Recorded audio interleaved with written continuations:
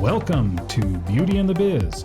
Discover how to grow your practice with effective cosmetic patient attraction, conversion, and retention advice from author, speaker, trainer, and cosmetic practice business and marketing coach, Catherine Maley, MBA. Hello and welcome to Beauty and the Biz, where we talk about the business and marketing side of plastic surgery.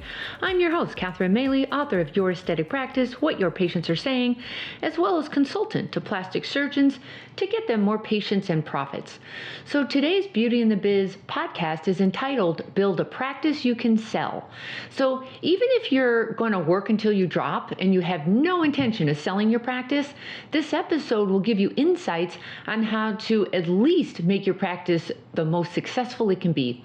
So please listen in if you're the majority revenue generator in your practice, or if you put more value on you as the surgeon versus growing profit centers run by others, or if you work in your practice more than on your practice. Because the objective is to set up your cosmetic surgical practice as a business so it's more profitable, more enjoyable to go to every day, and it frees up your valuable time so you have more of it to spend doing what you like to do with the people you most enjoy being with. But you have a challenge that keeps you from winning in the long run.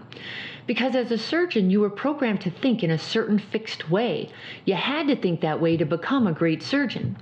However, that very thinking is the opposite of how a business person thinks.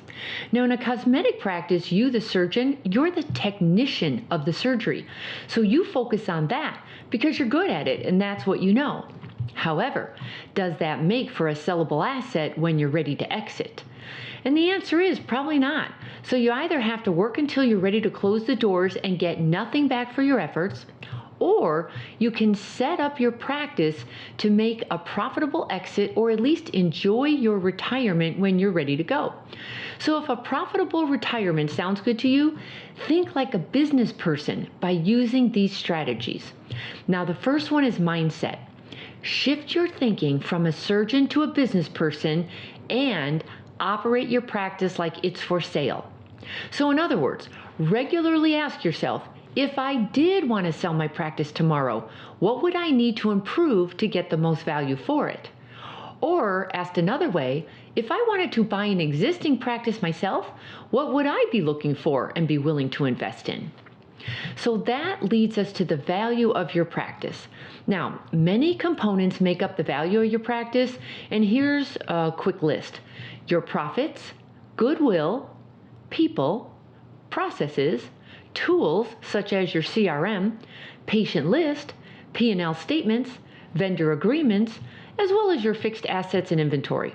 Now, all of that is important, but when I interview surgeons on this very podcast and we talk about them buying another surgeon's practice, the number one value component they're looking for is, drumroll please, a ready-made income stream.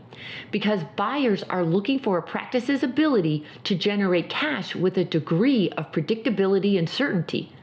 That's why it's difficult to value the surgical side of your practice. So if you've been practicing with a one-and-done mindset, you're not developing much of a bond with your patients simply because it's a short-term relationship.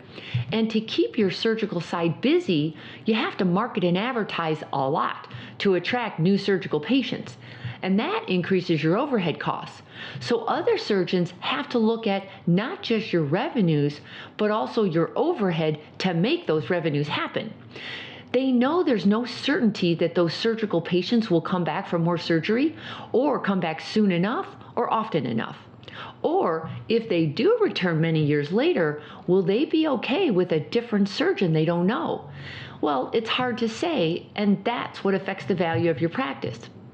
However, if you can show a prospective buyer predictable revenues they can count on month after month that don't include you, and how you increase the lifetime value of your current cosmetic patients, and how you generate more referrals and reviews organically, and how you differentiate your practice from all the others, that's interesting and valuable to somebody who's thinking about buying your practice.